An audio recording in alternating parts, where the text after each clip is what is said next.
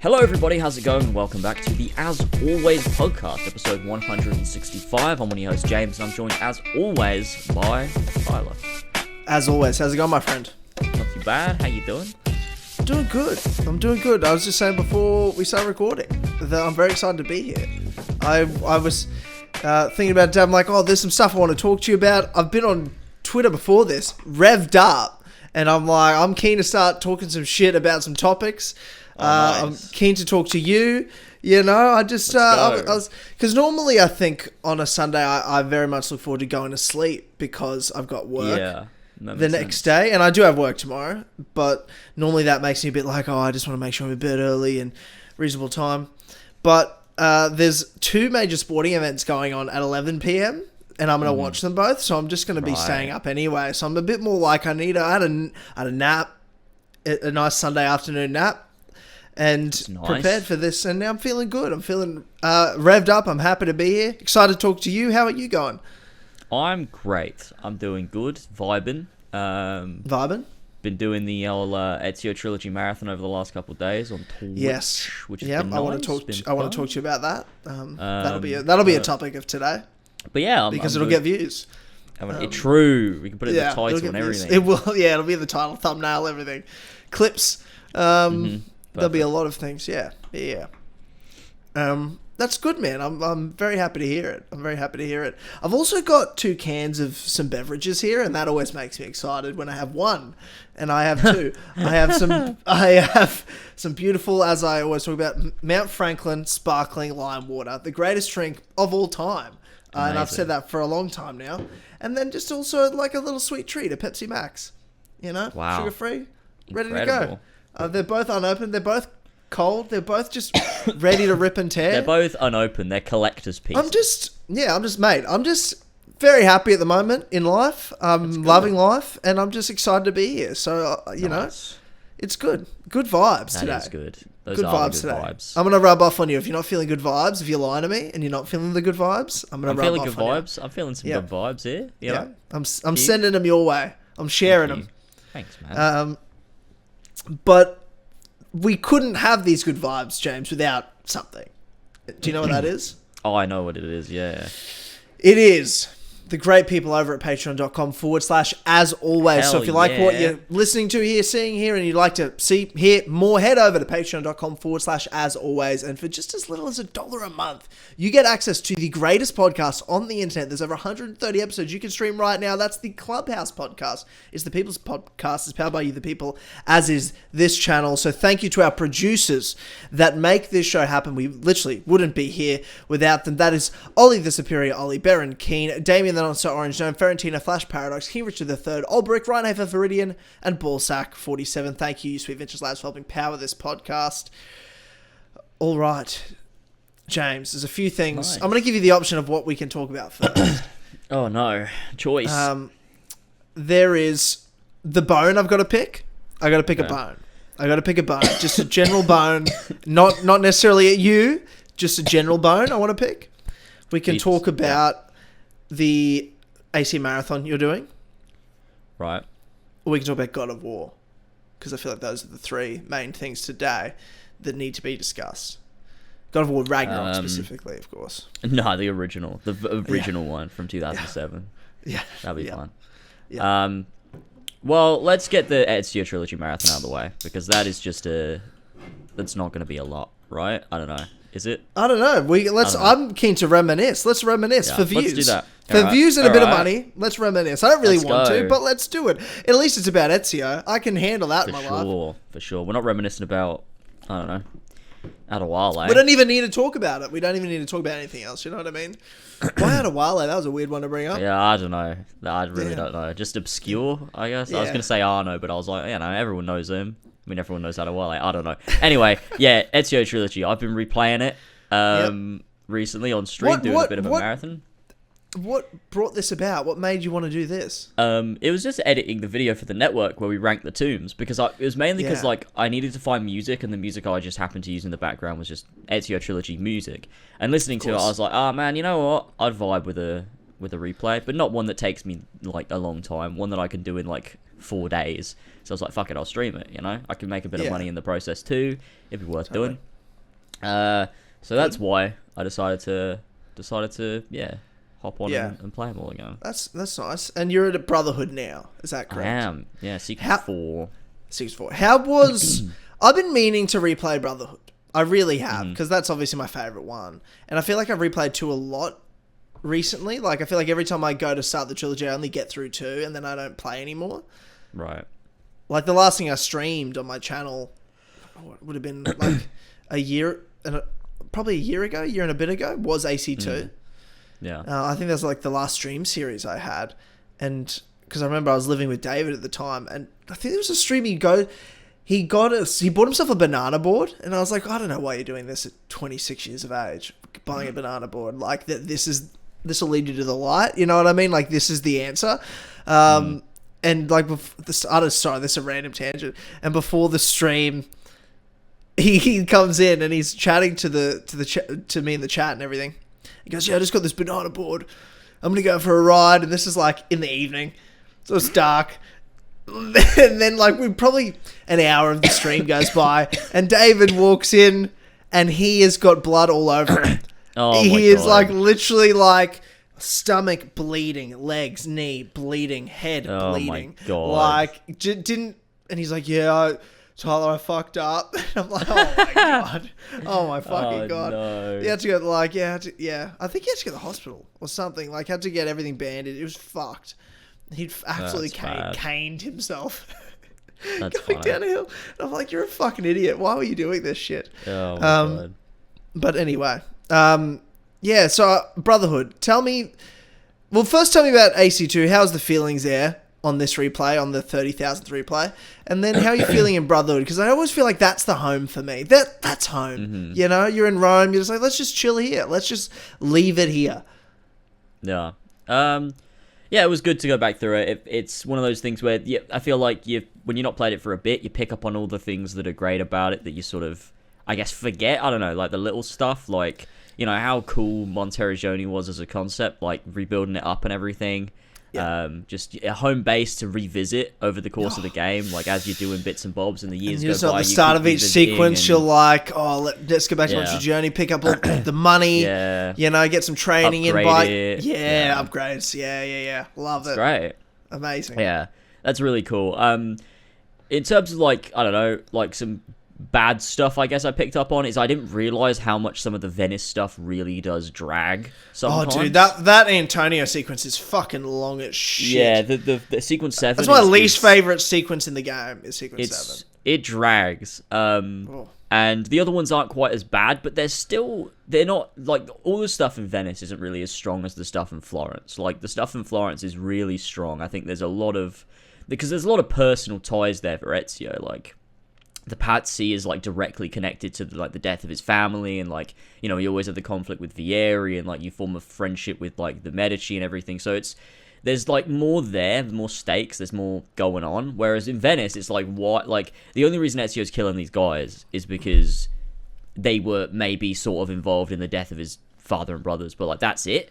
And so, like, on a replay, like, on a first time, you're like, oh, I wonder, like, where this is going to go and everything, and, like, but when you've played the game, like, 35 times, you start to see, like, you're like, oh, there's nothing happening here, this is weird, I've never noticed this before, but, you know, you get through it, and you get the payoff of, you know, becoming an assassin, and then you got to play through the shit DLC chapters that are just stuffed into the game now that exist there forever.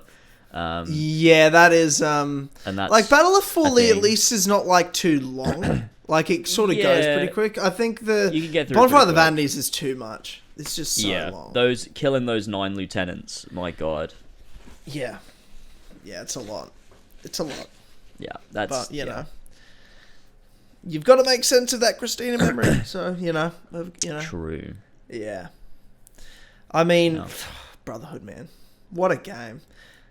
Amazing what a game. Fucking game. Like... I don't even know what to say. I just think about all the memories I had in that game and how, like, I thought about doing a stream where I just play with no HUD. Yeah. In Brotherhood, because, like, I don't need a HUD to know where, like, side missions are, what I need to upgrade, where the building. Like, I reckon I could near 100% that game with no hard. Probably. I know it back to front. I know where everything fucking is. Yeah, I really, I definitely feel that way. Yeah. It would be interesting. I'll never do it. Well, No. I probably will never do it. Never say Probably. never. Never say never. But I probably will never do it. But that's definitely like, if I was to ever come back and do something, it would be something like that. It would be just like, you know what, fuck it, let's do one more, the last dance, if you will. One last ride. Yeah. Yeah. But yeah, it's good. It's one of those things where, I don't know, there's something about Brotherhood, and like playing it after Forbidden West as well is like, you can see so many similarities to it. That's just like really cool. Yeah. All the little things that just like make it work. Like, you know, the last little conversation that Ezio has with Mario, like a little callback to the start of AC2, and you've got like, you know, just the whole way they, like, you build up the villa over the course of AC2, like it's your home base, you spend so much time there, and then they just fucking destroy it all at the beginning. It's such a great, like, sequence. All just really good stuff. And, you know, Rome as like a city is just so like the way they build their open world is just so different in Brotherhood to what it was like in AC2. And it's like they managed to like combine both of like like having the world be built in a meaningful way that means traversal is fun, but also this sense of like movement around the world leads you to important stuff. So like there's and I always said this as a kid, like, was, oh man, I wish you could climb the rocks and the mountains and stuff, because I hate having to like find a path. But I'm like, no, actually that's a good thing, I think, because it means you have to utilize the parkour, and there's always routes up. It's not like, you know, if you're an idiot, yeah, maybe you're running around a mountain for ages, but like there's always these routes up through like old ruins and pillars and stuff like that. Like there's ways to the top of these things. You just have to like see them and then utilize it correctly. And it's like using that parkour in like a meaningful way to reach an unreachable area, so that you can then take out a Borgia Tower. And that, I think that's like really an interesting way of building your world. And I think it's like, it shows probably the best way they've ever built an open world in terms of using core like Assassin's Creed gameplay mechanics in designing a level. And I think that's pretty cool. You see it all the time, Brotherhood. Yeah, there's not really any, well, there's definitely not any wasted space, I feel like, in Brotherhood, in that map, and the way they use that open world. Like I said, I feel like I can go into the game with no HUD and know my way around the entire map. That's everything. And there's a reason for that. And it's hugely, as you said, because of the way missions flow and things flow into the open world and build the world. Like, they do that in such fucking awesome ways. It really is, it's all the little things it does right that make Brotherhood the best. Because it's not like it's got the best campaign main mission storyline. It doesn't. It has a good one. The main plot is like, but it's fine. not. Yeah, it's just fine. It's solid. But it's everything else the game does right. Where you're like, yeah, this main story is like decent, but it's the way you want to just be in this world. You just enjoy every moment of the game, and that's what the high praise I give Horizon Forbidden West is. I think that's a 10 out of 10 game, because I just enjoyed every moment of being in that world. I didn't want it to end. It didn't matter whether I was doing a main mission, a side mission, just exploring, going into photo mode, trying to get upgrades, hunting, whatever you're doing. I just enjoyed every second of it. And that's why it is what it is. That's a real open world. Yeah, I think that's how you build a story-based open world in a good way. It's like everything that you do in that world has to work towards a single purpose, whether that's story or character or both. And I think both Forbidden West and Brotherhood really do that. Like everything you're doing in Brotherhood has a point to it. There's no meaningless shit other than like collecting flags and feathers, but like that's, you know, whatever.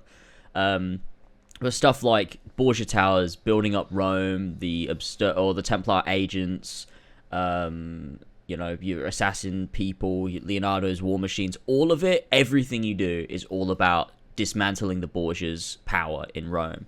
So it doesn't matter what you're doing, it all feels like one singular experience, and I think that really helps to like bring Brotherhood's open world and all the stuff you're doing in it like into sort of a perspective and a context that like makes it all matter. And I think like that's quite good. It's something they've never really done before or since. And that's really do you think, I feel like we spend so much time praising Brotherhood's open world. I'm interested. I guess I'm interested to see what you think of Revelations. I don't know if we ever talk enough about like the way Revelations did it, because I still think that did a really good job. It did not do as good of a job as Brotherhood by any means. Brotherhood is far superior to it in that way, but I think Revelations still did a really good job. I love being in the world of Revelations too. I really, and a big part of the reason, there is a few points that they do better than Brotherhood, soundtrack probably being the main one. Like that open world ambient soundtrack in Revelations is just like, you could just stand on top of a building and stop for moments just to listen to music. Yeah. What game gets you to do that? Cool. Revelations is one of the only ones for me. For sure. And I think people, when you talk about Revelations, a lot of people say they don't love Constantinople, and I do. I think it's a really nice location. I think me too. I really like the architecture.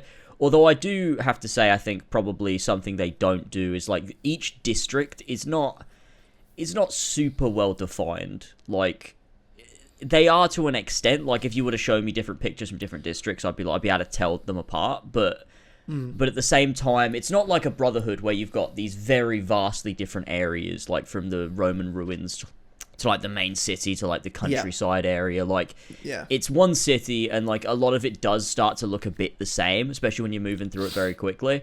And maybe that hurts Revelations a little bit. I also think like the building up Monteriggioni was the best they've ever done that mechanic because of your personal ties to it. Building up Rome is a close second because of the way that it integrates itself into the story, which is like this, you know, the assassins are building up Rome again. Like it feels meaningful in that sense. Revelations is just like, you're just kind of doing it because it's a mechanic. It doesn't ever feel like there's a huge reason for it. It's just like, you know, Ezio's expanding his capitalist empire, I guess. I don't really know, like, why he's buying these shops. Like, no one asked you to buy these shops.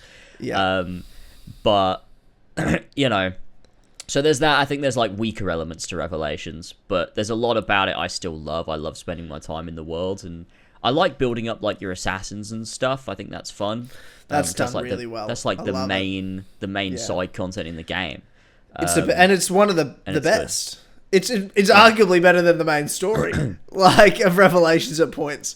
Like, I think Revelations definitely has a stronger main story than any Assassin's Creed. I think it's got the best story in any AC. Yeah, so. for sure. And what I love about Revelations is that, you know, it brings it back to that original AC1 type of story where a lot of people don't like the Assassin Templar story in Revelations, and I can understand why, but I like because the Ezio trilogy for the most part was this bombastic action sort of blockbuster, whereas Revelations it has those moments, but a lot of it sort of brings it back to AC1, and I think that makes sense thematically because Altair is so present in Revelations. You're at this later point in Ezio's life, but I just love that you get these conversations between Ezio and Ahmet, like these moments where they just debate like their own philosophies on the world. Like it's so brilliant, and all of the conversation with Suleiman, like he is a highlight of that game. He is such a standout character. Suleiman has some great lines, some great little like monologues. It's fantastic. Even like the little like bait and switch with the boy, what's his name? Bloody Janissary guy who isn't bad, but you think he's bad. I forget his fucking name. Oh, Tarek. Yeah, Tarek, yeah. That's interesting. Like, you know, there's a lot of interesting elements to Revelations, and I think like that is what makes the story so strong. Is that the Altair stuff is the best part, like the reflection on Altair and that the parallels between Ezio and Altair. But I love the Assassin Templar storyline. I think the older I get, the more I really appreciate the writing in that storyline. I think it's very subtle. Like there's so many bits, like the chess scene with Ahmet and Suleiman. I think that's brilliant. I love a chess scene. It's great. So I'm a big fan of that. We love a chess scene. Revelations. We love a chess scene on the As Always podcast. I love that we're having this conversation. I was just smiling to myself before going like. You know, it's nice sometimes just to get old vibes back, just to make people feel, we're still here. We'll give you a hug. You're still home. You know, you are. But yeah, it's just nice. It's nice to revisit these old games and for them to still hold up. You know, because I like over the years, I've got a lot more critical of things, and it's sometimes you revisit something, you're like, oh, I've like finally noticed these flaws, and like there are little flaws I've noticed with the Ezio trilogy, little things, but like overall, it still holds up so well. Like, they're still. But but do you feel like a lot of the flaws are you can almost partly, put them up to, I don't know, like your headspace is in now. So there's maybe things that you were just back then were so normal, and it was the only way it was ever done or could have been done, like from a technical standpoint. Yeah, maybe some things. I guess more just like, I guess the main thing I'm thinking of is just like how much Venice drags. That's probably like the main thing I'm thinking of. Yeah. Like, I never really noticed how much it drags and like why it drags, I think, specifically. It's just because of the way it's written. AC2 has arguably the worst pacing of any Assassin's Creed. Oh, sorry, AC3 is just so god-awful. I'd say... Valhalla's also very bad. Oh, I don't... If we're talking about pacing... I'm talking about real Assassin's Creed games. Well, yeah. then Which there's AC3 only 4, at least fits so... in. The nicest thing you'll ever hear me say after all these years about Assassin's Creed 3, at least it's a fucking Assassin's Creed game. I'll give it that. I'll give it that. It is a bad one, but I'd rather play it than Odyssey. I'd rather play it than Valhalla. Any fucking day of the I guess week. so. But it's like, would you rather jump in a garbage can, or would you rather jump in, like, I don't know, dog shit, you know? What's easier to clean off? That's the question. That is a good question. My question. Yeah, that's my question. Both are pretty easy. Yeah. I feel like garbage, you're going to smell for a long time because you've been in it for a long time, your whole body, and that's Valhalla, obviously. Whereas I feel like the dog shit's Aether is like, oh, fuck, I've just got to sort of turn like a fucking hose on and just get it off your shoe or something, you know what I mean? Like, you stepped in some dog shit. Sure. I don't have to shower and, like, wash my clothes after. I just need to fucking turn the hose on. You fell in it. You fell in it. That's what I'm going just for. Take the pants off, put some new ones on, put it in the wash, you're sweet to go. Your face fell in it. Your face fell in it. Okay, I feel like that's that's definitely important to the story. Yeah, well, I guess you do have to have a shower then, mate. I don't know what to tell you. Yeah, there you go. I win. Yeah, but you don't have to wash your clothes. I mean, I guess so. But you kind of. Well, what I'm saying is, AC3 isn't 150 hours long. True, it's not. Thank God. That's my point. Yeah. AC3 you can just play through, and it's not that long. No, and then it's over. Whereas Valhalla is the worst, maybe the worst game all time. It's up there, certainly. I think it's equally as shit minute to minute as Odyssey is. Like, same rate of shit. So I almost think Odyssey's a better game purely for the fact that what's the shorter of the two. Yeah, I don't even That's know the only because equally in every other way there's shit. Yeah, do you know what Odyssey also has? It's funnier. Odyssey's way funnier than Valhalla as well. Valhalla's just like, oh, you're trying to be serious and you suck. Like, Odyssey's a joke. It's a fucking Odyssey is, true. So at least I can have a laugh. Odyssey was fun. Well, I guess so. True. Like, what would you rather stream through?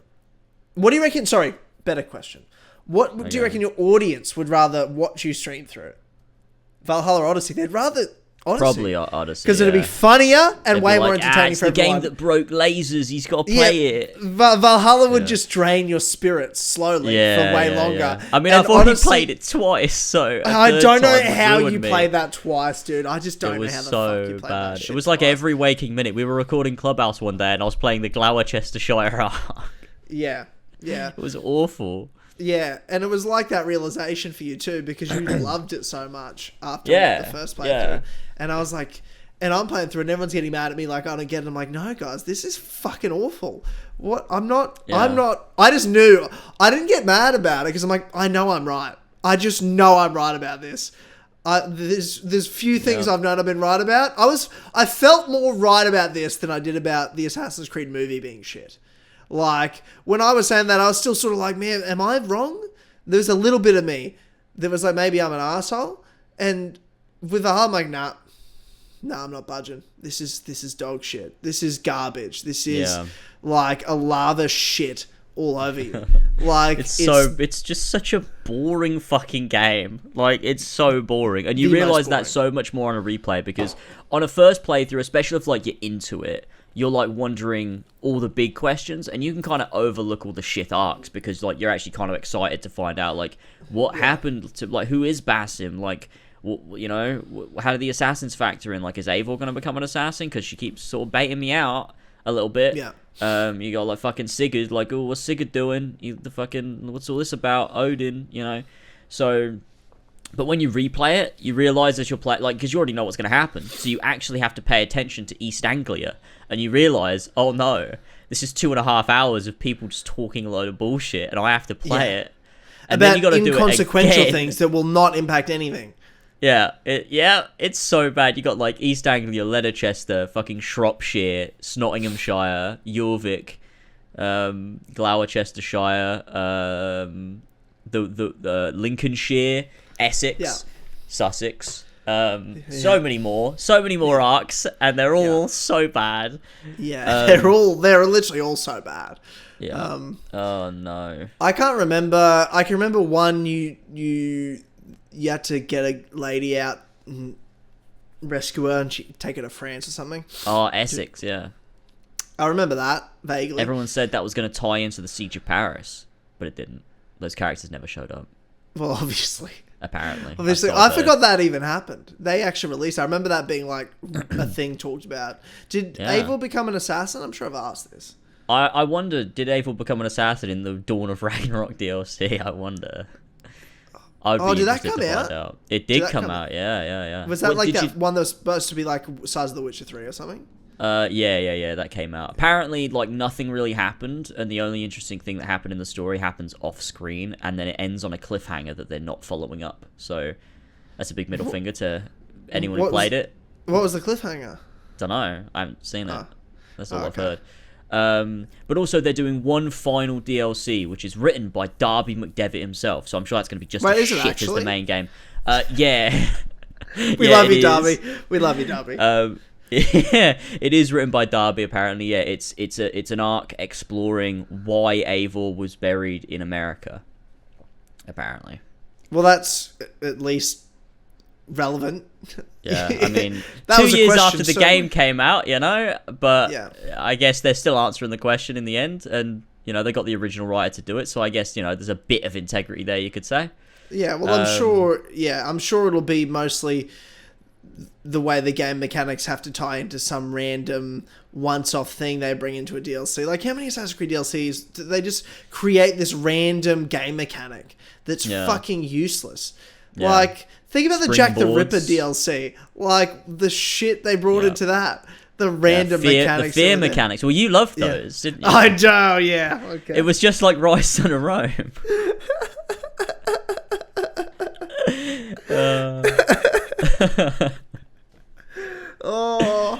My face is red. I'm so embarrassed. I'm so embarrassed by that. That's the best. Yeah, not my best. Not my best. Well, you know, when you're just like doing a walkthrough first time, you're just sort of trying to be into it and like be entertaining. I know all about that. Yeah. The things I've said. I mean, I clapped at Rogue. You do clap at Rogue. It still bothers me.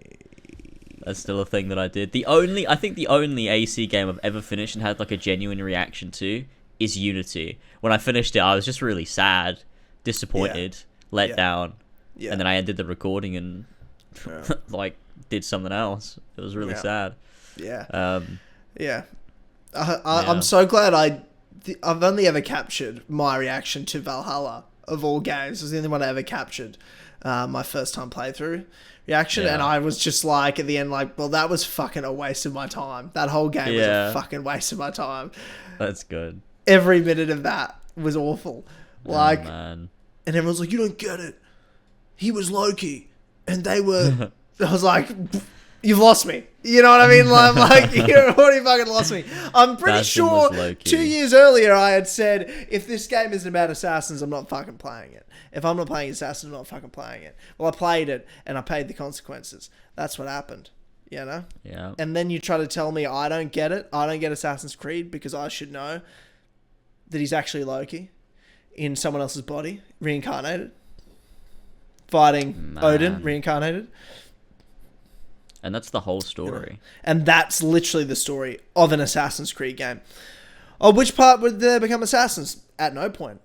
At no point ever. There was it even really an mentioned. Assassin in it. There's a handicapped assassin with a broken leg. There's a handicapped assassin, and another guy that you think's an assassin, but he's not. He's actually Loki. So amazing. But no, I don't get it. So I'll go fuck myself. That was what it was like at that time, and then Vindication came when I was shouting glory. Man. It was so bad. It was so bad.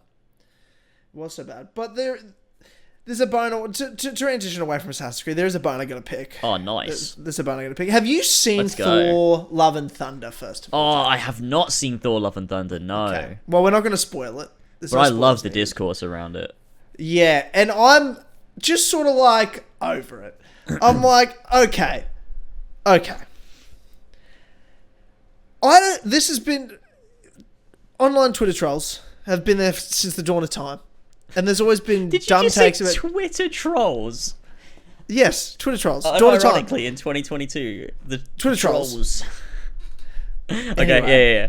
Anyway, they're in the Bible. Dawn of time. They've been there. That's what I'm trying to say, James, all right? Look it up. Do your fucking research.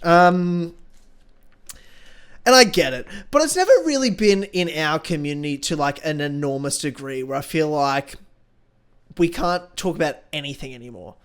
Like every time I go on Twitter, and especially I feel like it's movies, I'm like, I just don't even agree with half the shit people are saying. Like, and Thor: Love and Thunder was almost like the last straw. I'm like, I walked out of that movie thinking to myself like, I thought that was really funny. I thought that was really great. I had a great time. Like, it's what I thought a Taika Waititi Thor movie was going to be. Like, it's what I'm like, of course this is what it was going to be. Did you see Ragnarok? It's going to be more of that. Probably even more leaning into, like, Taika shit. That's how I felt. And I was like, let's just enjoy it. It's a fucking superhero movie. I really feel that way. I'm like, this is not, I don't think... No Marvel movie needs to be good, right? No Marvel. No, let me explain to you what I'm saying. Okay. When I come out of... I don't think they're the same thing. I don't get out of a Star Wars movie and go, well, that some movie was good, and compare it to, like, I'm like... I think a movie like a Tenet, like a Christopher Nolan film like Tenet, that was just a good Christopher Nolan film. It's still fucking better than anything in Marvel. Like, I just don't think they're the same thing. I don't understand... Yeah. That's how I look at it. I'm like... So when I say I'm like, oh, I really enjoyed it, I'm like, no, but I also wasn't looking at it fucking shot for shot. What's the meaning behind, like, this motif they're sort of showing at the beginning of a film and thinking... Like, when you watch Everything Everywhere All at Once, and you know straight away the way it's shot, what type of movie you're in there to see. And the first shot... And this is the only spoiler I'll give you. The first shot of the movie, there's a mirror, and the mirror moves. And I'm like, I wonder what that meaning is going to represent to this whole movie. And it has a massive meaning and representation to the whole movie. But that's... I see shit like that. I'm like, that's not the same expectation of if I go to the movie and I'm like seeing Star Wars or a Marvel movie or a Harry Potter movie. Or like any of those sorts of movies. Or if I go to the movie, see a comedy. Like a genuine like it's a Seth Rogen comedy movie, or Will Ferrell one, Adam Sandler back in the day. Like that's what I grew up with. I'm like, I don't go in there thinking that. I just don't think they're the same thing. Well, so I'm like, me saying, I'm like, I like Thor: Love and Thunder, which I really loved it. And people are like, oh, like, therefore you, like, I thought you went to film school, someone said to me. I'm like, what the fuck does that have to do with anything? Good point. I'm with them. I'm like, that. What the fuck does that have to do with anything? I think the thing is, right, if it came down to someone trying to compare the MCU to you know, a Christopher Nolan film, one of the, a film from really reputable director, then they would dislike every MCU film.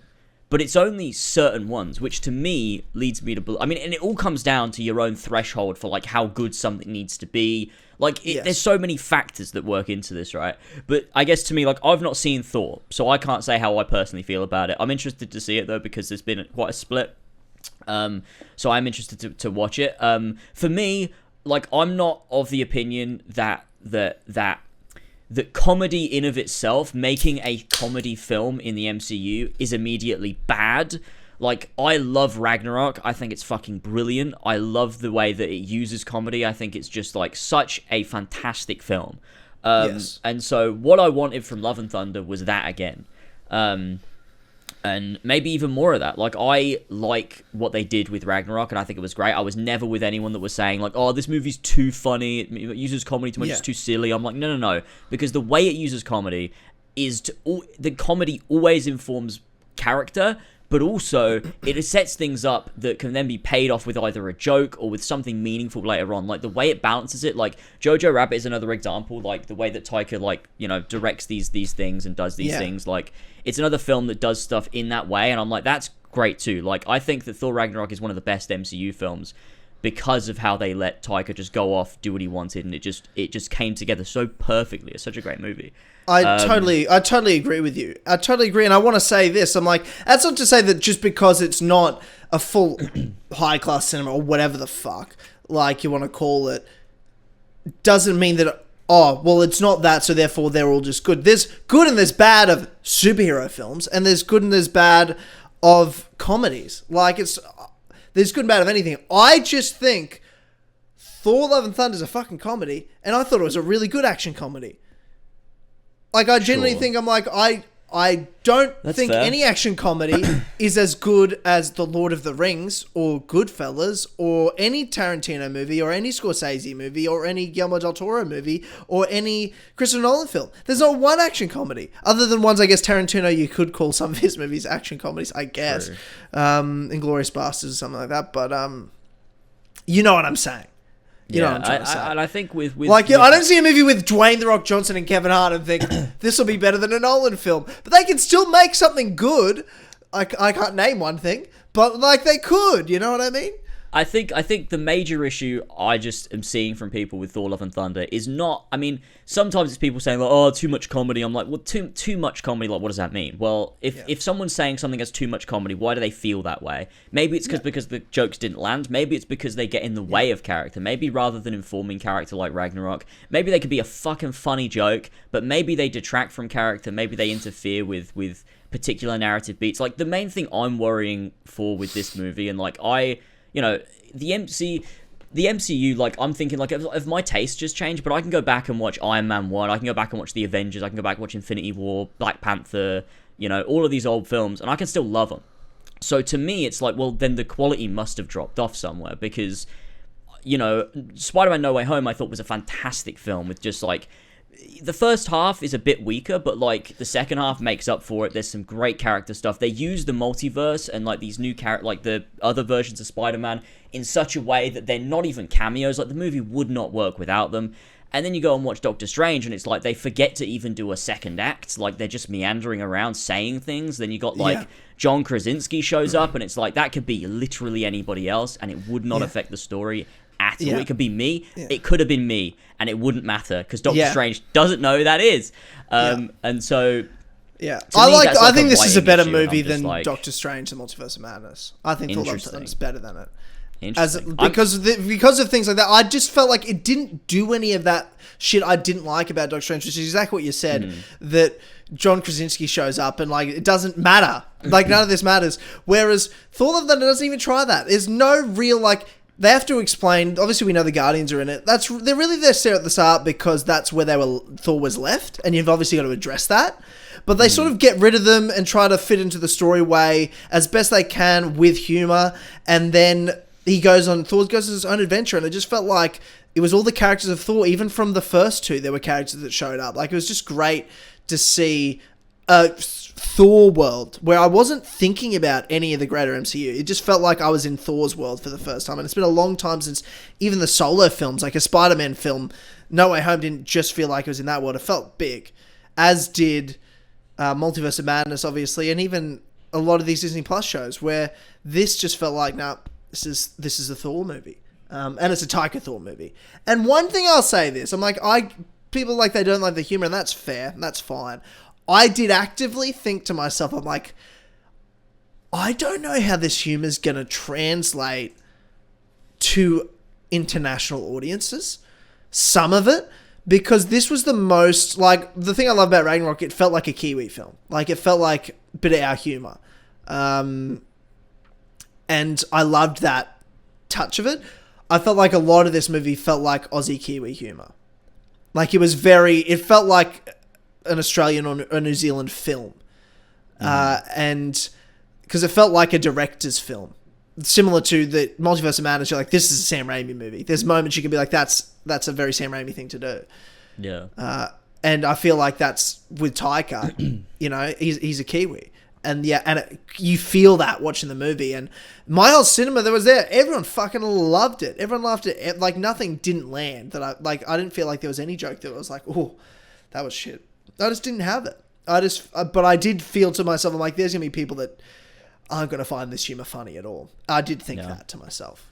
So potentially comedy, that's maybe part of it. I don't know. Comedy is a difficult thing to write, and I think it makes it difficult in a film where, I mean, in any good comedy film, like you look at bad comedy, and it's comedy for the sake of comedy. Whereas I think a good comedy should always have something more to it. There should be some sort of like substance, some sort of depth to it, where like the comedy. Oh, this whole movie's about love. This whole movie, like stuff. Thor: Love and Thunder, is literally about, the whole story is about love and also thunder.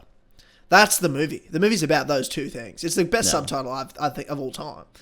Like, I got out of the movie, I'm like, this movie is literally, it's just about love. And it's not even just Thor and Jane. Like, it's the whole movie's just love. It's all about love, you know, and explores it in a funny way and a really beautiful way as well. I thought a deep way it explored love.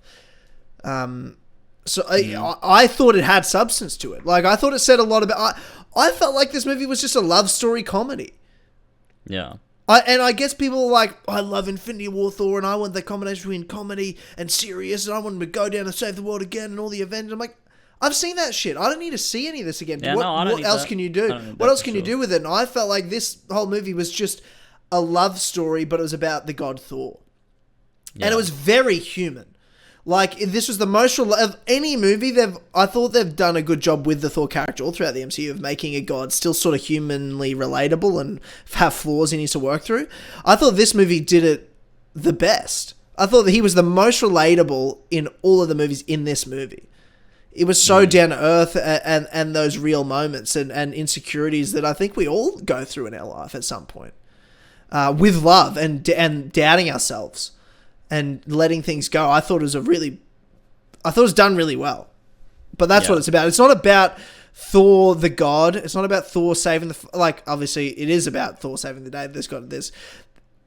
Christian Bale was phenomenal, by the way. Absolutely phenomenal. That was my only gripe, was like, I could have seen way more of him. They could have used him more. But, it wasn't too long of a movie. I liked that it was it wasn't even 2 hours. It was like 1 hour 50. It was great.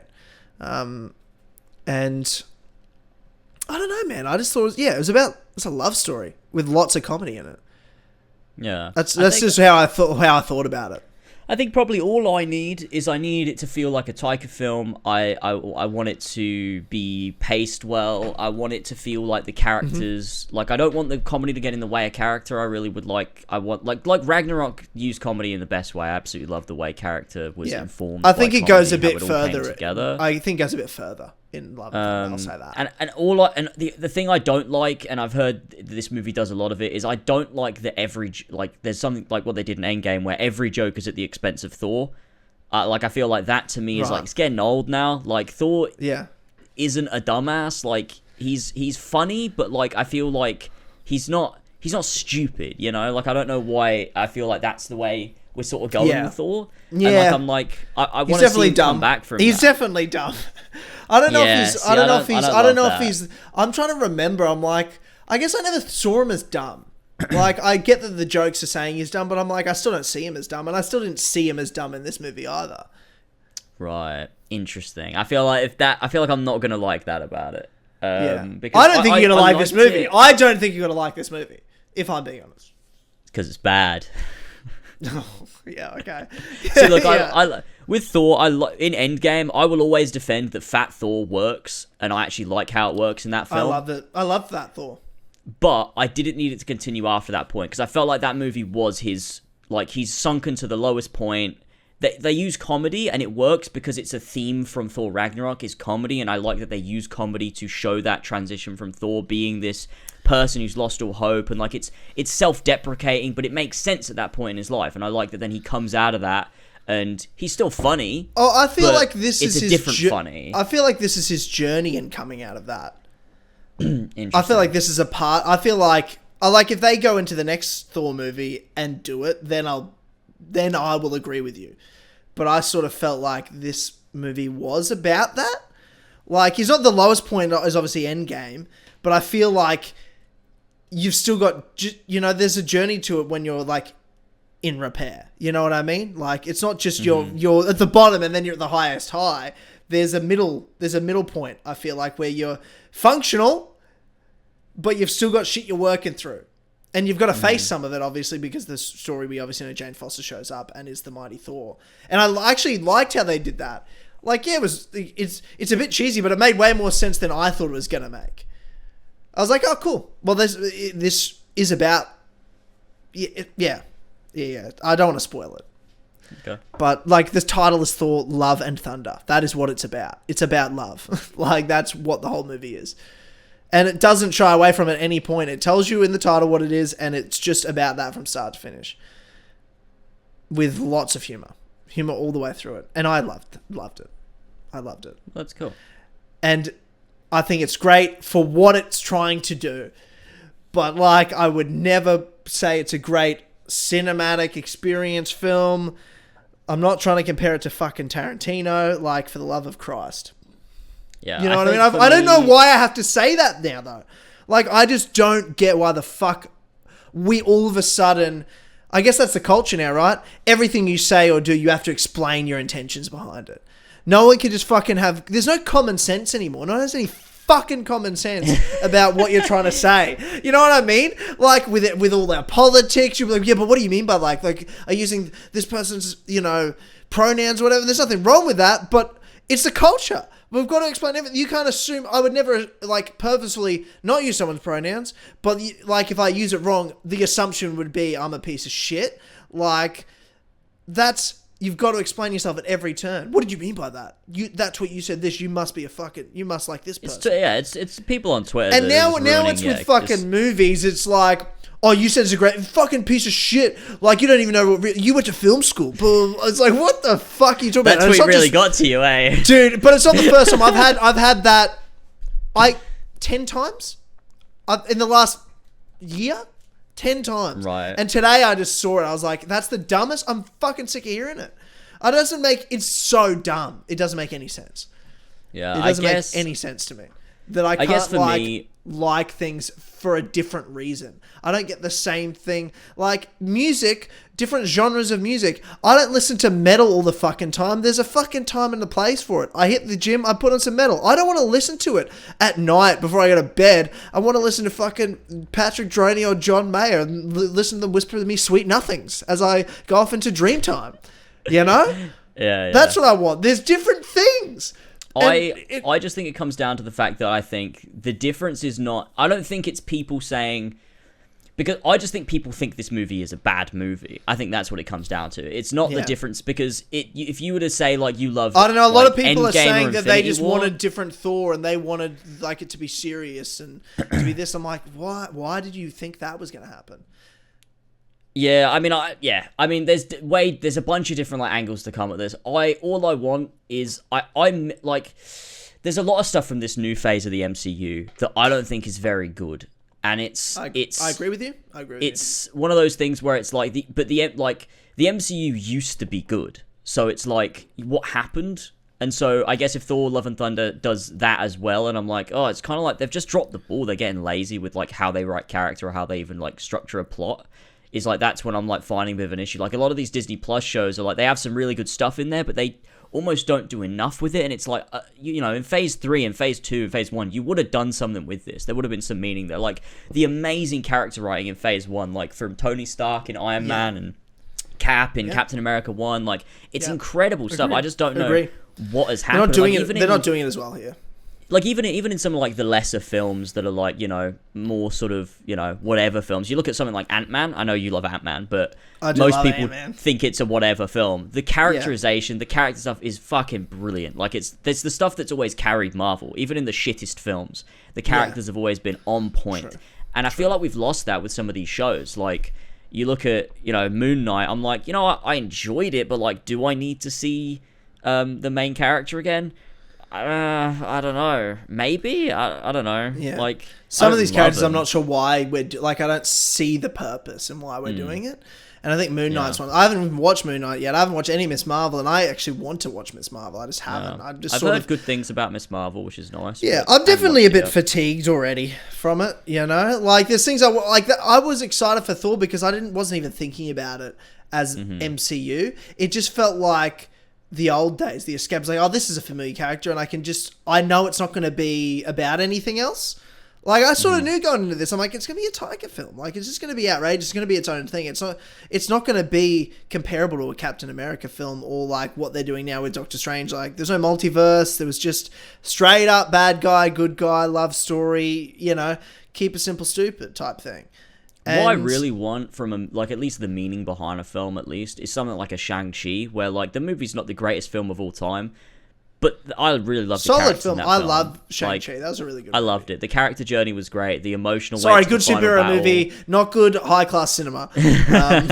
Just gotta just but say like that's those movies' pronouns. The staple of like MCU Phase 4, like that's what you should be shooting for. Like yes, Spider-Man No Way Home was probably a better film and it had some like way heavier moments, but I don't think that's like what you should be aiming for in Phase 4. I think Shang-Chi is that's what you got to aim for.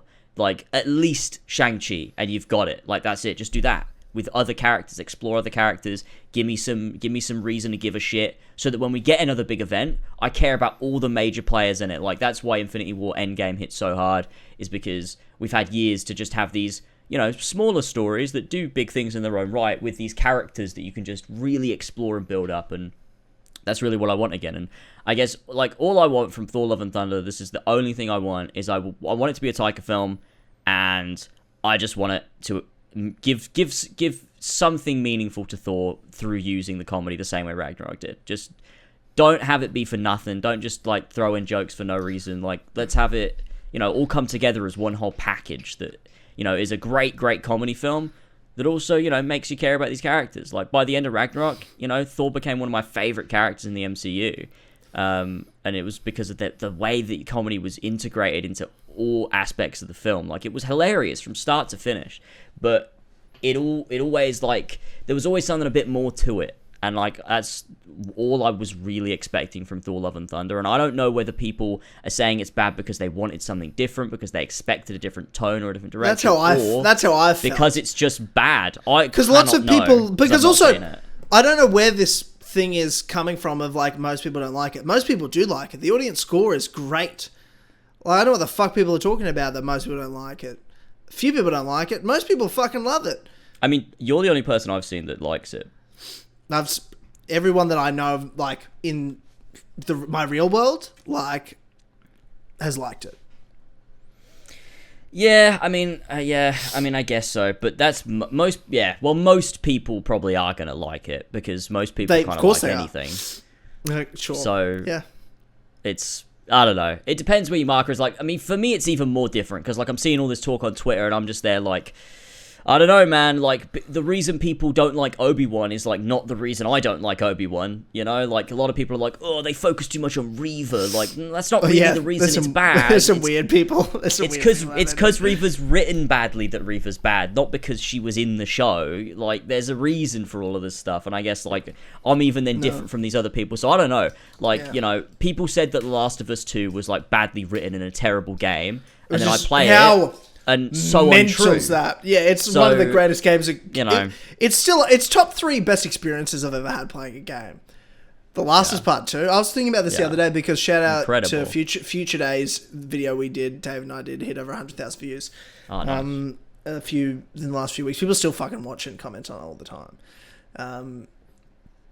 That was one of the best experiences I've ever had with the game. It stuck with me so much.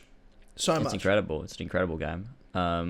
And it's one of those things where it's like what people say, you know, doesn't matter because I could love it, you know? I don't know. You go into this, like, I go into anything with just, like, I think I'm at this point where, like, because I'm, like, what I do is I'm a critic, it's like what I do now, is, like, I go into something with not the intention to pick it apart. Sold your soul. You sold your soul. Exactly. But also, I don't go in it with the intention to love it either. Like, I don't do either. Like, I don't need to like anything. I just want the thing to make me like it. That's really what it comes down to, I think, for me at this point. And if it's good, I'll love it. If it's not, I won't. Like, I appreciate that. So, we'll see. We'll see what I think of Thor. I don't think I'm gonna, like, pull an Obi-Wan on this and, like, hate it so much that I need to rip it to shreds and, like, whatever. Oh, I don't think I'm gonna feel that strongly about it. If I dislike it, I think I'll be like, that was disappointing. But, you know, I think, I don't know. I'm interested to see what I think, because I just can't imagine, like, I love, of the 2 Taika Waititi films I've ever seen, Thor Ragnarok and Jojo Rabbit, I love them both. So, I can't imagine not liking it, but, I don't know. We'll see, I guess. We will see. You should see some other Taika films, like some of his I should. earlier films. They're really good. There's some I haven't seen. There's one. What's the one that Hunted the Water People or something?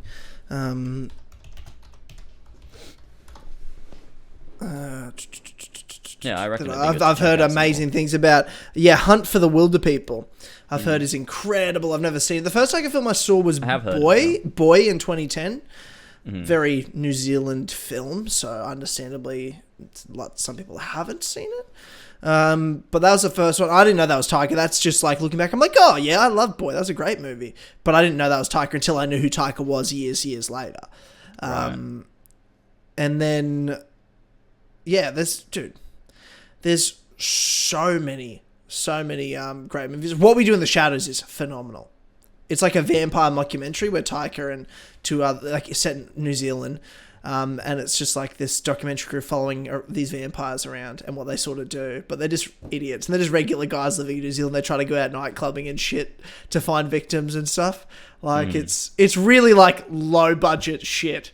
But it's great. It's a great movie. It's a great movie. I didn't know he was in Green Lantern with Ryan Reynolds. Really? I didn't know that. I've never seen Green Lantern. The hell? No, neither have I. I meant really he was in it, not really you didn't know. Oh, okay. Because I also didn't know. Yeah, I had no idea. Was he an important character? I don't know. Couldn't tell you. Never seen it. And I never will. He's 3rd on the billing in Google as the cast member. Maybe it's because he's the most famous, though. I don't know. There's some famous people in here.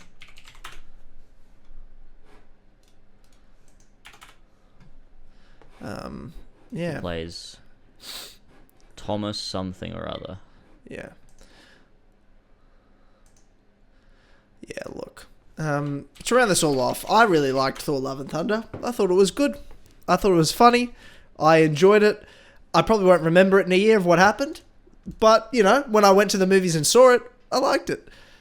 And so fuck off, you know? Yeah, fair enough, I guess. Fair enough.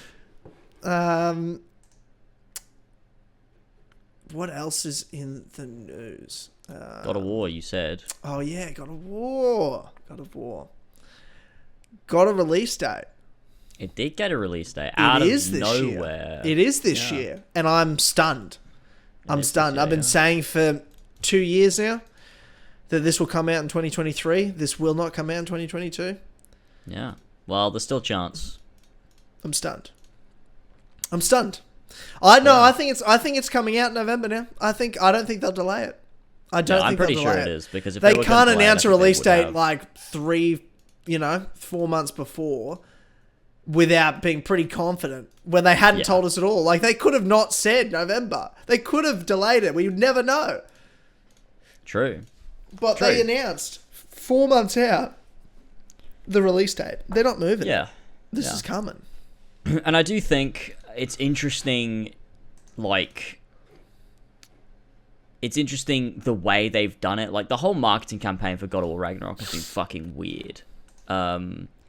And I'm not really sure, like, why it's happened this way, but, like, you know, for God of War, the original one, the first thing we ever saw of it was a gameplay demo, an extended look at it. And then the trailers came out pretty frequently. And and the game came out. Like it everything sort of worked. It made sense. Like it felt like a normal marketing campaign. But with Ragnarok, it's just been really odd. Like we saw that first teaser, then we saw a trailer at the end of 2021 in September. Then all we've seen since then has been an accessibility trailer where like they show accessibility features, and then we've seen this random like really short 30-second CGI trailer where they announced the release date that they just dropped on Twitter out of nowhere, and then go, oh yeah, you can also pre-order it on the 15th. But like we've not seen a demo, like we've not seen another proper trailer since September last year. Like it's just so weird to me that that's how they would announce the release date. Is just like dropping it on Twitter. That's just so strange to me. I just don't understand like what's going on behind the scenes that Sony or whatever are just like, I've decided this is the best course of action. Like I just don't know.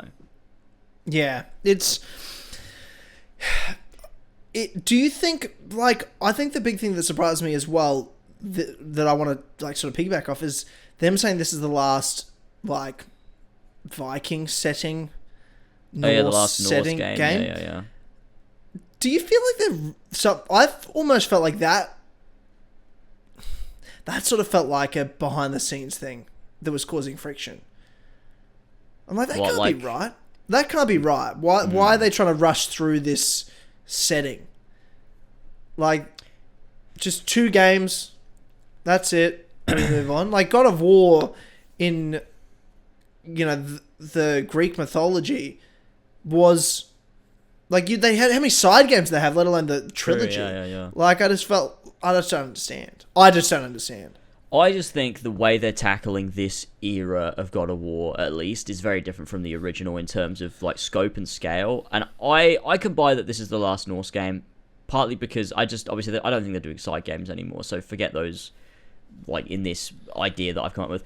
But the original trilogy of God of War 2 was supposed to be one... Like, God of War 2 and 3 was supposed to be one game, but they ended up making a third game out of the ending of God of War 2 that then is God of War 3, because God of War 3 is basically just the final act of God of War 2 just made into a game, and it's not, like, bloated or stretched out. It works as a full game, but it's just, like... God of War 2 is this setup, this build-up, and then it ends, and then God of War 3 is the payoff. It's just, like, kill all the fucking gods, and that's the whole game. Like a fucking boss rush or something. So to me, it's like, well, in this, you know, they've got more money, they've got more budget, they've got more time. You know, are they doing now what they were originally always going to do with God of War 2 and 3, which is just make one game, like God of War 1, God of War 2, and that's it. And then we now got God of War and then God of War Ragnarok, and that's it. The story's done. So it could be that. Like, it could be that you've got the pay up, the build up. Do you think with some, like, I feel like they paced it so... I don't know, because I felt like there was so little amount of gods you sort of killed, like, in terms of the big boys. Like, it didn't feel like... We hadn't even seen Thor, let alone Odin. Like, it just felt like they'd paced it well to do more than 2 games. Like, I feel like if we get through this and smack through Thor and then, like, kill Odin at the end, I'm like, man, I feel like that was really a much more aggressive pace than that first game. Really slow. But I'll be honest, I kind of like that. I think it like works for God of War because I like that, you know, God of War. Oh, it might. I'm not saying it won't. I'm just saying I wasn't expecting it. Yeah, like I wasn't expecting it either, but I think it can work. I like in the very first God of War, you kill Ares, and that's the only god you kill. You become the God of War, and like that's the story. God of War 2, you don't do a lot of anything. It's a lot of build up and a lot of just like lore building, character building and stuff. And then God of War 3 is just, you know, straight in there, you kill every single god. And that works really nicely. But if you made God of War 2 and God of War 3 one game and you condense some stuff and cut some stuff out, like that to me is probably what they're going for with Ragnarok. And so I'm kind of on board with that. I think that can work. Like you got half the game is build up and set up and there's character stuff. And then the whole finale is just going from like god to god, killing them all, and just like ripping through the Norse pantheon. I feel like that can work. This is a question because I've talked about this on stream. I don't know whether we talked about it before, but yeah, is there a potential that they go down a different route with this game, and it's not you don't kill gods, and it's a different they pull a Last of Us 2 almost, and it's actually killing is wrong, and they try to have a moral message behind it rather than just letting you kill a bunch of gods. Do you think it's possible? Can I be honest with you? You can. I'll be dead serious, and I mean this seriously. I think this game will be about fucking gruesomely killing gods. If I'm being honest hope with you. so. Yeah, I feel very strongly and very confident that's what this game's about. Yeah. I feel like we're going to massacre some fucking gods. I feel like Thor's going to violently be killed in this game, personally. Yeah, I hope so. That's what I would like. And to I see. think Especially there'll also after be Thor a Love nice and little Thunder message in was there. so shit. I get to fight. I get to kill Thor. I love Obi-Wan your angry voice. Like when you do your fake angry troll voice. It reminds me of Ricky Gervais's one. I don't fucking like it. It is. It actually is, isn't it? Oh shit! I've just copied him. No. I feel like you have your own rendition of it, but I really enjoy it for the same reason. Yeah, it's fun. Yeah. But yeah, I do hope this game is about killing gods. I don't want to mess around with no moral meaning. You know, you could do your morals and stuff, but like have it be. Yeah, save that for chick movies, huh? Save your morals for the chick movies. I just want to kill things. Yeah, I don't know. It's like I liked the moral behind killing Balder. Like I thought it was good, but I also like that we do also kill him. You know, it's like I think you could do both. I like that you fucking strangle him and like snap his neck. It's sick, but like I also like that translates into like him like giving a lesson to Atreus. You know. We just find out in this podcast, like James is like has all this critical thought, but really he's just trying to get good at things. Yeah, he just really wants to kill things. He's the real Ethan. Exactly. Yeah, just deep down, just wants to kill shit. Just loves violence. Just loves the. I love it. You know, loves the fear in the eyes. Gore. Likes watching the life just flood away. Yeah, it's my favorite part. Yeah. What do you reckon, Tyler? It's like you're asking me like you need me to tell you, so you calm down. Like, what do you reckon, Tyler? Just do you reckon we're gonna? I was thinking about this on stream. Do you reckon you're gonna fucking you're like scratching yourself, your hives breaking out? There'll be some murder in this game. Do you reckon we'll fucking kill things, or you reckon I'll be a fucking pussy? Like, what do you think? God, I hope we don't talk about feelings at all in this game. I don't want any of it. Oh, feelings of women. Cuts in half. Yeah. I'm not a fucking kid. I want man shit. Yeah. I just want fucking hunting and just fucking like chucking each other off. Like, let's go. Come on. That's ideal. That is ideal. Yeah. Well, that's this game. That's what this game will be. Oh, I can't wait. I really can't wait. I think Kratos, is going to rip Thor's head from his fucking body. Personally. I hope so. That's what I think will happen in this. I mean, that's like I've said before. It's going to be very cathartic for me after my second Valhalla playthrough that I get to just destroy the Norse pantheon of gods. Like, it's to be fair, I can't wait for this shit because I can't wait to kill those fucking cunts. Like cut Odin's fucking head off. Yeah, rip Thor's spine out. And you know what else? Fucking especially Loki. Loki. We get to kill Loki. Let's go. I don't even care if it doesn't make sense. Yeah. No, I just mean because it's Atreus. Spoilers. Yeah, I know. Yeah. Just kill him. That'll be the most satisfying for me. Exactly. Yeah. That's what I'm most satisfying for me. Kratos turns around, he just pulls his head off. Yeah. Well, I mean, it's these sorts of movies. That's what we like. There's fucking man movies. I fucking love Star Wars: Revenge of the Sith when Anakin fucking kills those kids. Oh yes. Yes. Amazing. I love it. I mean, you do realize that Anakin's like a fucking school shooter. Oh, he is. Yeah, exactly. He literally is a school shooter. He's like that old student that like gets really mad at everyone. He comes back to the school and kills all the kids and the teachers. He said to Padme, "Don't come into school tomorrow." Yeah. And then he killed all the kids. Oh, Anakin. Yeah. Don't say, "Oh, Anakin" after that. Don't say, "Oh, Anakin." Why would you do this, Anakin? He's done it again. You know. God damn it, Anakin. Only Anakin. Oh, Annie. Like. He's just a fucking incel. Anakin's such a fucking incel. He is an incel. He literally. Well, yeah, he doesn't fit in. No one sort of likes him. It's like, how'd my wife get pregnant? I've never even touched her. and then she's like, Obi-Wan came by and he's like, "What do you mean you've been talking to Obi-Wan?" And he's just freaking out. He is a little jealous cuck, isn't he? I get a little jealous cuck. Yeah, straight away. That's why he fights Obi-Wan at the end, and he strangles Padme. Yeah. Yeah, he knows secretly. You brought him here to cuck me.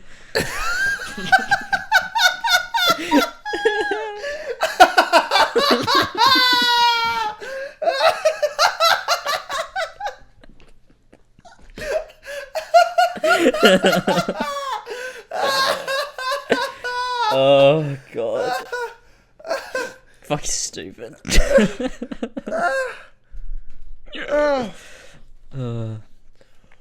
Woo, okay. That's, I think, the God of War conversation. Oh, this is funny. This is fucking funny. I was on True Gamer a few days ago, and we had a big, long, in-depth discussion about God of War. This was much more fun. Yeah, oh yeah, I don't give a fuck. I probably won't even play this game. I just thought, let's make it funny. Oh my god, that's fucking hilarious.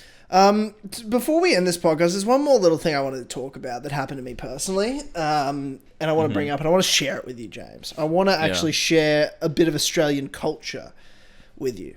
Okay. I laughed,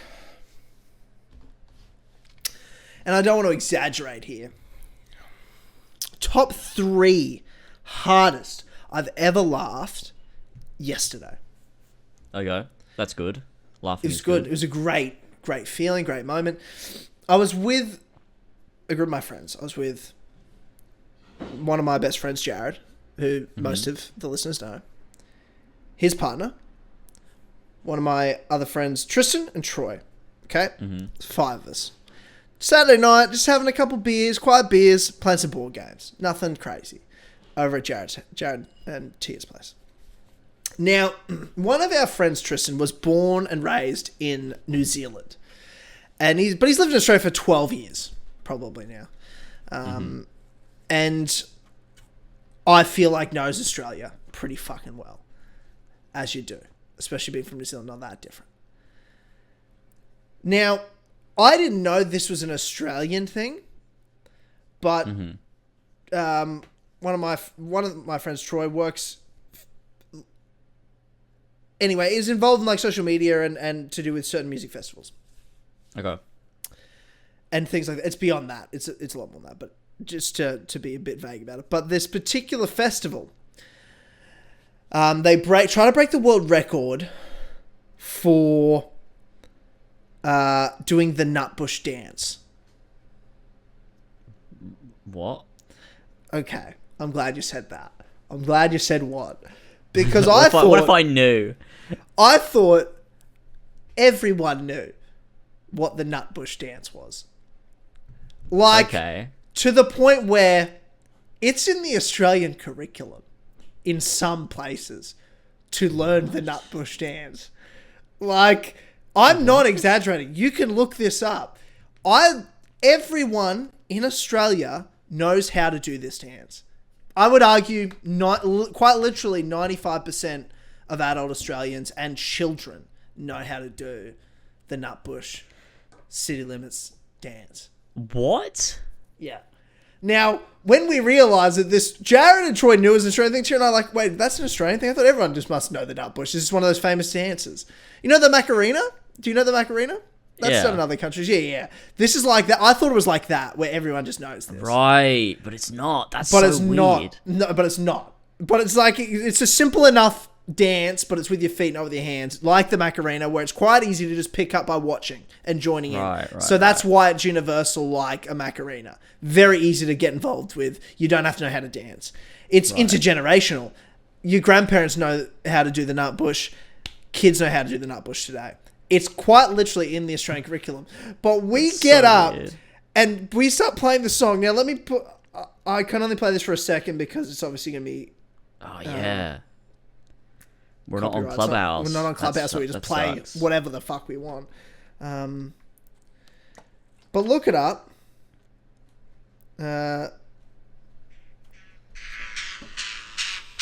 Tina Turner, NutBush City Limits. Now, the thing about the NutBush dance, I was trying to talk over it, is it gives you this minute intro before the dance beat hits. So everyone, it's usually played like a wedding or social gathering, everyone has time to go like, are we doing this? Oh my god. And then here we go. The dance beats hit about 25 seconds in. And this is where the dance starts. And this everyone knows to do the dance. So Troy puts a song on the speakers and Jared, Troy, Tia and I get up, move everything over, and we all break out perfect in sync and do the NutBush dance in the apartment for our friend Tristan. He is insane. He was literally like, what the fuck is happening? Like, you are four very different people. You are not all into the same thing. You're not even in the same, like... How the fuck weird, do you all know how to do that dance? He was freaking out. We saw his face. We're all on the floor howling, laughing hysterically. Like, we couldn't stop. Jared was on, like, throwing things around the room, crying, laughing. Because we're like, how insane must this be for him to be like, what the fuck? Like, it's like, are you pranking me? Like, all your closest friends can just get up and do this dance you've never fucking heard of. Yeah, it's like you made it up with each other behind his back. You're fucking with him. Yeah. That's amazing. It was absolutely ridiculous. But I'd like to watch a video of the NutBush dance, if you'd indulge me, just to share a bit of what's obviously Australian culture with you. But that just blew me away. I'm like,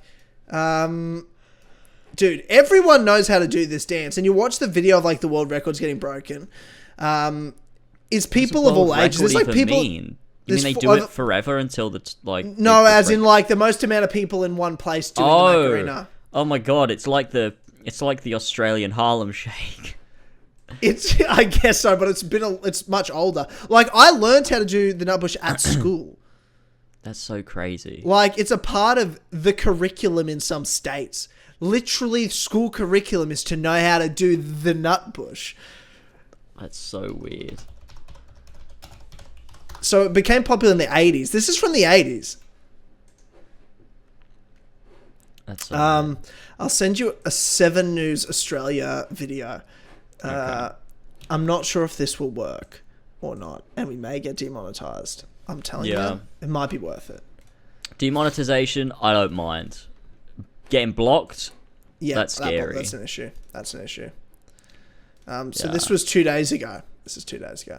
Josh, just fucking make it work, alright? Yeah, okay. James, have you got it up? Is it playable for you? I've got it up. It's not region blocked or anything? Yeah, cool. Okay. 3, 2, 1, go. Now, I haven't seen this video. It might be shit. DJ sets.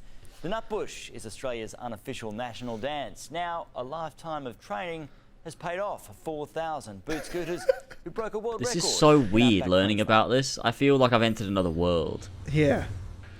In the Simpson Desert, a dance floor like no other. Oh, what's the... The unmistakable sight and sound of the... Who's this guy?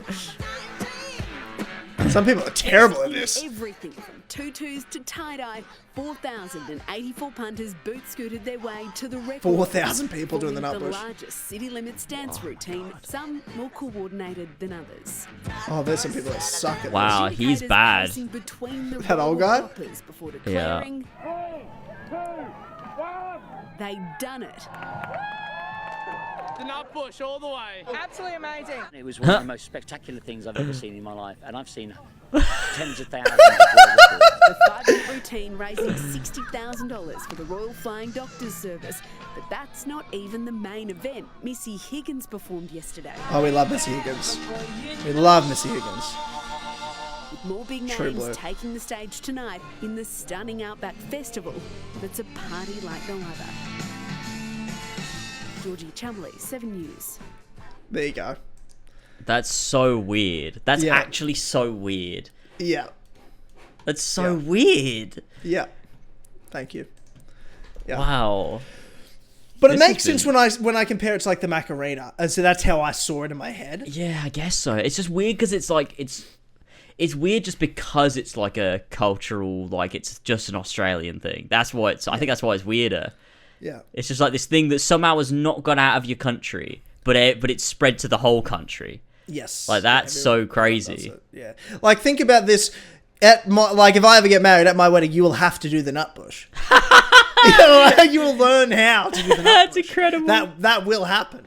That's amazing. Like, yeah. Yeah, you'll have to You'll have to do the NutBush, and it's easy. Like honestly, 2 minutes, you'll know every move, and you'll smash. That's amazing. It's that easy to learn and pick up, and everyone gets amongst it. It's just a fun time. The NutBush. It's just I didn't even know it was, but it's fucking Australian culture apparently.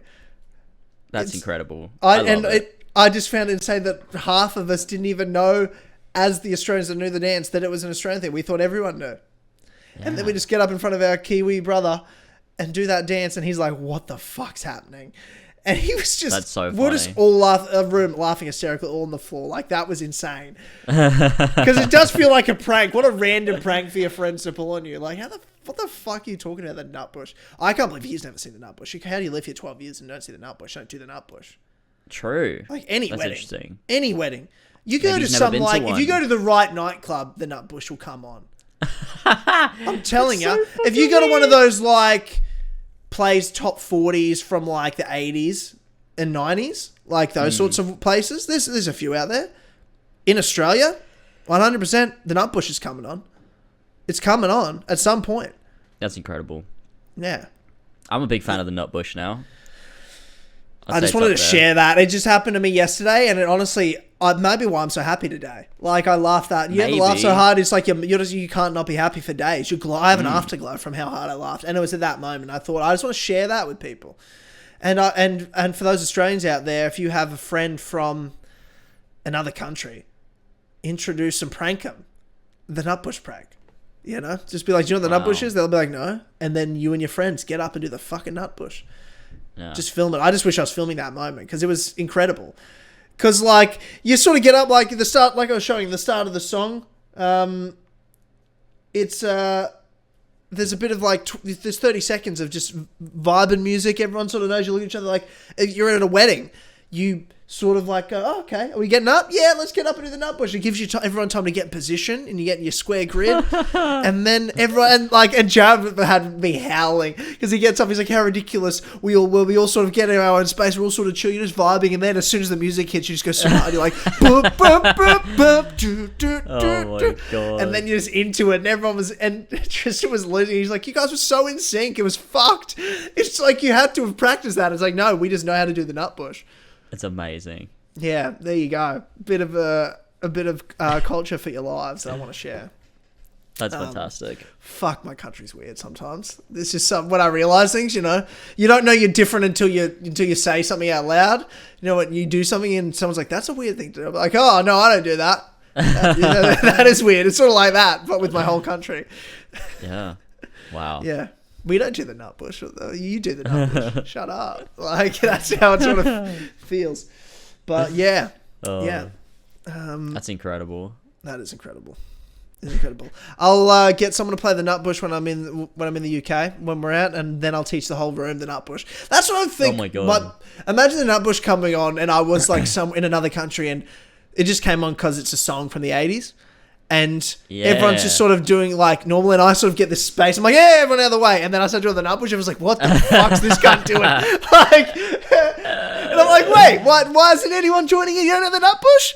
And they're like, man, you're mental, mate. Or that's how you'd find other Australians that are there. They like come out of the woodwork, and then you're like, oh, like that's a fucking Aussie. They know the fucking NutBush. That's probably when I'd realize. I'm like, oh, you're all Australian. Oh, yeah. Oh, this isn't. That's amazing. Yeah.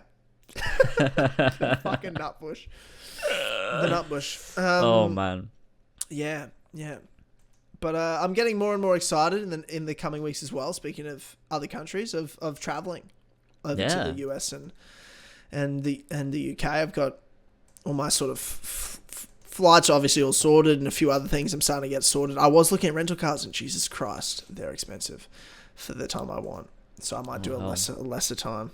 But man, I'm like, price of living at the moment, the economy's fucked, you know. We're just having a great time. It's what it is. It's what it is. But I'm excited to see the boys, excited to see you. And just be fucking traveling again. Be around. Get fat in America. Just eat all the burgers. That'll be great.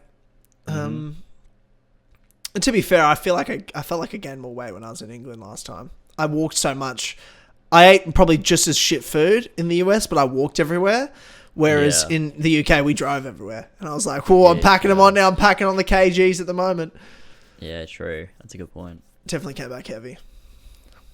But we had a good time doing it. Because we were always sure like, did. oh, what else should Tyler try? What, the local Some other Chinese? fucking shit. Yeah, like, I'll just eat What some else can shit. what else can we shuffle down your throat? Yeah. I remember having so much trouble finding zucchinis when we went grocery shopping. I had so much trouble finding zucchinis because you call them something else. They're not something. They're called something else. Yeah. Yeah, I was like, Don't remember what, but I was googling it. else. I go to the guy. I'm like, "Do you have this thing here?" He goes, "Oh yeah, over there." I'm like, "Holy shit!" I was freaking the fuck out. I'm like, "Do you guys not have zucchinis here?" Oh, It was a disaster. incredible. Yeah, that was the last time you ate anything of culture. Anything, I think full I fed stop. you, or anything at all, really. Yeah. Yeah. Was this spag bowl I made you? Yeah. Just you. I made Three other things other years people- later, I'm getting a bit peckish. You know, Yeah, are you hungry? Are you hungry yet? a little bit. Yeah, A little like bit. a little I could baby go bird. Another year, I reckon. That's right. I'll fly over. Fly over and cook you something.